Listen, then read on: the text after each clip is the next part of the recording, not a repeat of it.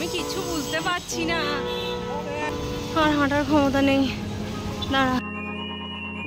হে hello everyone, আমি পাপিয়া। আমার নতুন একটি ব্লগে আপনাদের সকলকে স্বাগতম। আশা করি সবাই খুব ভালো আছেন, সুস্থ আছেন, আর আমিও খুব ভালো আছি।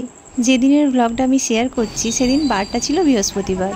নাসিকের যে ব্রহ্মগিরি পর্বতে উঠেছিলাম সেই ব্লগটা তো আপনাদের সাথে আগেই শেয়ার করেছি, আর এটা ছিল তার পরের দিন সকালবেলা এখান থেকে ফিরবো। তো রেডি হয়ে বেরিয়ে পড়েছি।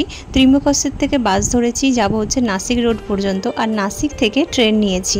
যাওয়ার সময় তো এসি ট্রেনে গিয়েছিলাম কারণ রাতের বেলা ছিল, আর আসার সময়ের জন্য ভাইকে বলেইছিলাম যে এসিতে টিকিট কাটবি না, নর্মাল এতে কাটবি, কারণ এই যে বাইরের প্রাকৃতিক সৌন্দর্য এটা আমি এইভাবে জানালার ফাঁক দিয়ে উঁকি মেরে না দেখে ঠিক মজা পাই না। তো এই কারণেই ভাইকে বলেছিলাম উইদাউট এসিতে টিকিট কাটতে।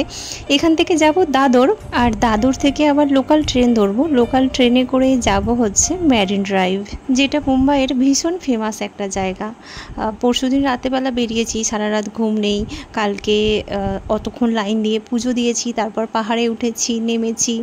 তো কষ্ট তো প্রচুর হচ্ছে, পায়ে ভীষণ যন্ত্রণা করছে, কিন্তু যেহেতু এসেছি কদিনের জন্য তো ভাবলাম ওসব কষ্ট গুলি মেরে ভালোভাবে ঘুরে নেব। দাদর থেকে চার্চ গেট পর্যন্ত এলাম, চার্চ গেটে নেবে এখান থেকে এবার একটু হাঁটবো। তো মেরিন ড্রাইভ আসার জন্য চার্চ গেটেও নামা যায়, আবার মেরিন লাইনেও নামা যায়। আমরা চার্চ গেটে নেমেছি, নেমে ওই দেখুন ওপারে, এটা সত্যি মুম্বাইয়ের ভীষণ ফেমাস একটা জায়গা। দেখুন কত সুন্দর এই যে আরব সাগর, আরব সাগরের একদম পার যেটা, এই যে মেরিন ড্রাইভ, এই জায়গাটা একদম সিয়ের মতন দেখতে। এখানে প্রত্যেক দিন লাখ লাখ মানুষের ভিড় থাকে, সবাই এই জায়গাটায় আসে, এসে এরকমভাবে পা ঝুলিয়ে বসে থাকে। কত সুন্দর দেখতে লাগছে না? আর ওই যে পিছনে দেখতে পাচ্ছেন, ওই যে আমার মাথার পিছন দিকে ওই বড় বিল্ডিংটা, ওটা হচ্ছে এয়ার ইন্ডিয়ার হেড অফিস। আর যে জায়গাটায় আমি বসে আছি তার ঠিক অপোজিট সাইডটায় রয়েছে ওয়াংখেড়ে স্টেডিয়াম। মুম্বাই স্বপ্নের শহর, এখানে নাকি সবার স্বপ্ন সত্যি হয়। এখানে যেমন আপনি বিশ্বের সবথেকে ধনী ব্যক্তি দেখতে পাবেন, ঠিক তেমনই একদম নিম্নবিত্ত, খুব কষ্টে কোনো রকমের জীবনযাপন করছে এরকম মানুষও দেখতে পাবেন।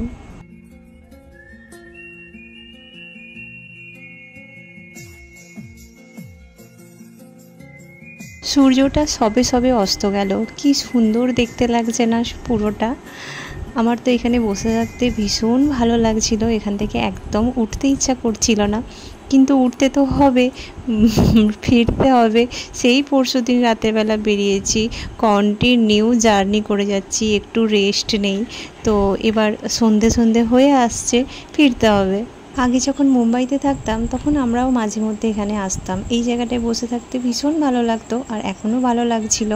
যাওয়ার সময় একটু মনটা খারাপ করছিল, মনে হচ্ছিল কি জানি আবার কবে এই জায়গাটায় আসবো। আর এখানে দেখুন সন্ধ্যার পর দেখতে সব কিছু আরও বেশি ভালো লাগছে, কারণ লাইট জ্বলছে। তো সন্ধ্যার পর রাতের দিকে আমার তো মনে হয় যে এই টাইমগুলোতে বেশি ভালো লাগে। ফটোগ্রাফার বানিয়ে দিয়েছে। এই দুদিন ধরে ভাইকে দিয়ে প্রচুর ফটো তুলিয়েছি, তো মাকে ফোন করে সেটাই নালিশ করছে যে তোমার মেয়ে আমাকে ফটোগ্রাফার বানিয়ে দিয়েছে।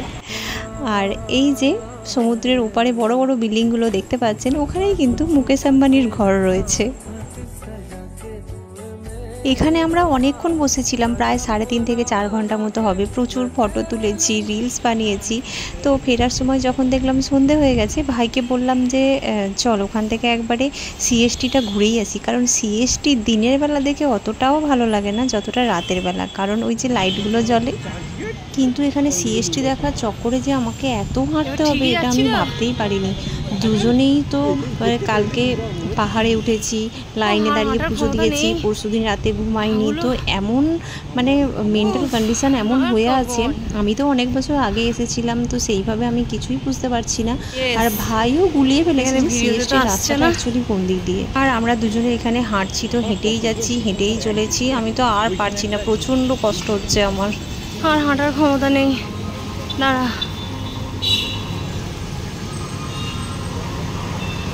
এসেছি তো নাকি এবার ঠিক? পুছো ভাই, কিসে সে পুছো ওইটা? আমি কিছু বুঝতে পারছি না।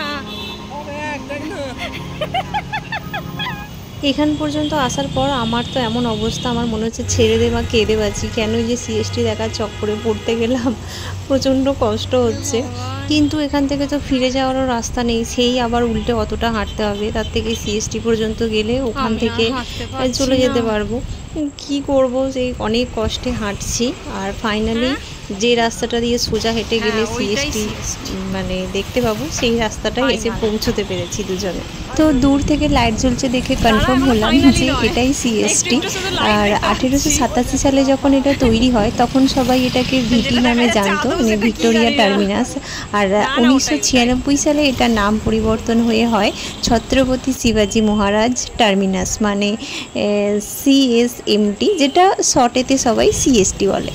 অনেক হাঁটার পর তবে এখান পর্যন্ত এসে পৌঁছতে পেরেছি। আর দেখুন কত সুন্দর দেখতে লাগছে, এটা রাতের বেলা দেখতেই বেশি ভালো লাগে।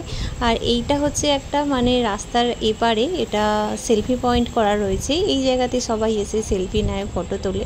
তো আমরা দুজনেও এখানে চলে এলাম, এসে কয়েকটা ফটো তোলা, সেলফি নেওয়া এইসব করে এবার এখান থেকে ফিরবো।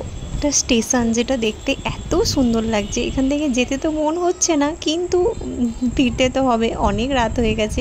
চলুন আজকের ব্লগটা এখানেই শেষ করছি। যদি ব্লগটা ভালো লাগে তাহলে অবশ্যই একটা লাইক করবেন আর কমেন্ট করে জানাবেন।